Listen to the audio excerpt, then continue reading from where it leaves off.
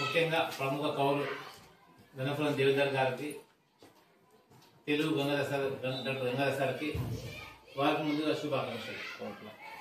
Ganapuram deodar sir చెప్పినట్టు ఒక తరం నుంచి ఇంకో తరానికి జ్ఞానం వెళ్ళింది అంటే రచయితలే. దాంతోపాటు నేనేమని యాడ్ చేస్తానంటే ఒక సామాజిక మార్పు కావచ్చు, ఒక రాజకీయ మార్పు కావచ్చు, కేవలం అది ఫస్ట్ లెసన్ దానశీలము. పాఠం కవి బొమ్మెర పోతన వారు బలి చక్రవర్తి యొక్క దాన గుణం గురించి గొప్పగా రాశారు. ఆ పాఠంలో ఆ పాఠం ద్వారా మేము దాన గుణం ఎలా చేయాలి, ఎందుకు చేయాలి అని తెలుసుకున్నాం. Very good. రవీంద్రనాథ్ ఠాగూర్ జనగణమన గేయాన్ని రాసిండు, మన జాతీయ గీతం, ఇంకా బంగ్లాదేశ్ జాతీయ గీతం కూడా అతన్ని రాసిండు. అతను ఎంతో గొప్ప కవి.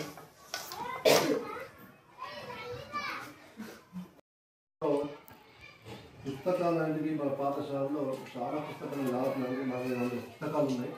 ఈ పుస్తకాల ద్వారా మీరు ప్రతిరోజు ఒక పుస్తకాన్ని చదివినట్లయితే చాలా మంచి ఉపయోగము, దాని ద్వారా మీకు చాలా విషయాలు తెలుస్తాయి. సో మరి కనీసం అన్న ఈ రోజు నుంచి అయినా ఇంటికి ఒక పుస్తకం తీసుకెళ్ళండి, మంచిగా చదవండి.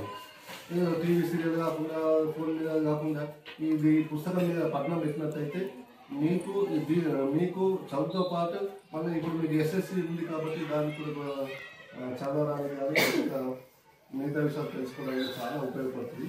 సో ఆ విధంగా మీరు వెళ్ళడానికి చాలా ప్రయత్నం చేయండి. సో మీరే కాదు, ఎందుకంటే మీ 10th క్లాస్ మాత్రం ఇక్కడ మీకు నేను ఇన్వైట్ చేయడం జరిగింది. ఎందుకు? సో ఈ పాఠశాలలో మీరు అంత పెద్దోళ్ళు, మా తర్వాత నేను చిన్న క్లాసులో మీ తమ్ముడు మీ చెల్లెలు ఉంటారు కాబట్టి సో ఈ విషయాలన్నీ ఇక్కడ జరిగినటువంటి విషయాలను కూడా వాళ్ళందరికీ షేర్ చేసి లైబ్రరీలో ఉన్నటువంటి పుస్తకాలను చదివే విధంగా మీరు అందరూ కూడా ప్రోత్సహిస్తారని సో మరి ఈ ఏర్పాటు.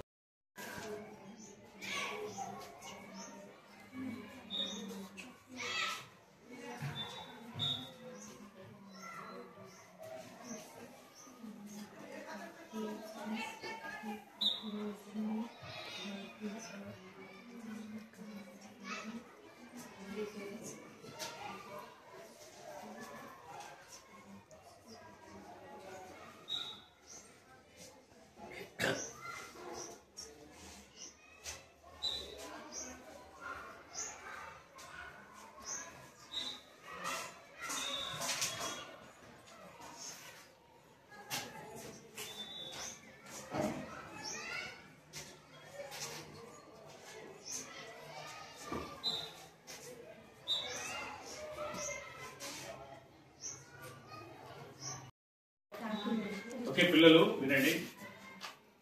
సో ఈరోజు నేషనల్ ఆథర్స్ డే, జాతీయ రచయితల దినోత్సవం.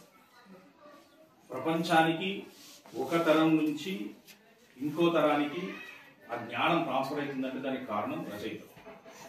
రచయితలు లేకపోతే జ్ఞానం అనేది ట్రాన్స్ఫర్ కాదు.